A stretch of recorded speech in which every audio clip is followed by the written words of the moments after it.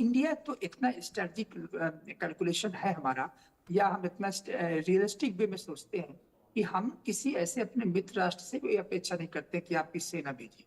हमें सेना की जरूरत है, दुनिया की दूसरी सबसे बड़ी सेना भारत के पास हो।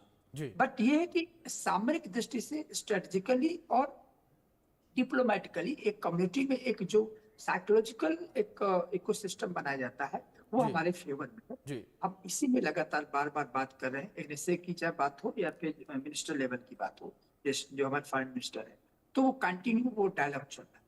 इस मामले में भारत आगे है। जी।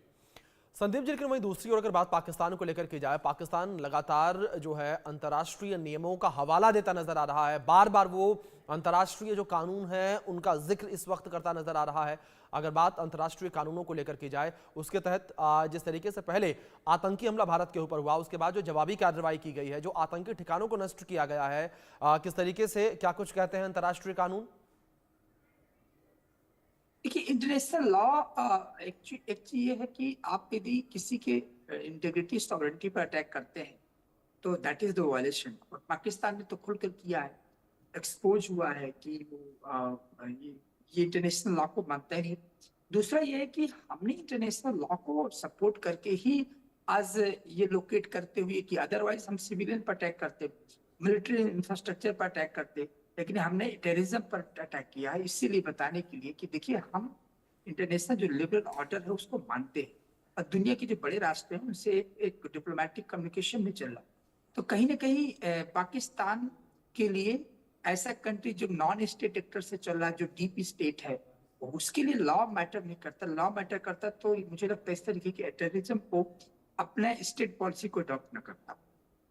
जी।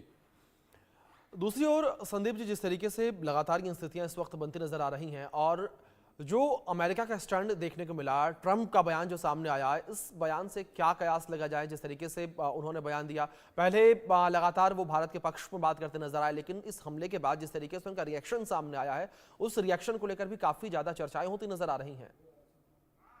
नहीं नहीं नहीं, देखिए क्या है कि ये आप इसको यदि जियोपॉलिटिक्स को, अंतर्राष्ट्रीय राजनीति को रियलिस्टिक वे में देखेंगे तो ये सरप्राइज नहीं है, क्योंकि जो बड़े राष्ट्र होते हैं वो डिप्लोमेटिक लैंग्वेज बोलते हैं। वो रिस्ट्रेंट की बात करेंगे, वो कहेंगे कि दोनों को डीएस्केलेट करना होगा, दोनों फोर्सेस को, दोनों भारत और पाकिस्तान को। और तो ये टोन होती है, डिप्लोमेटिक टोन होती है, उसको समझना होगा।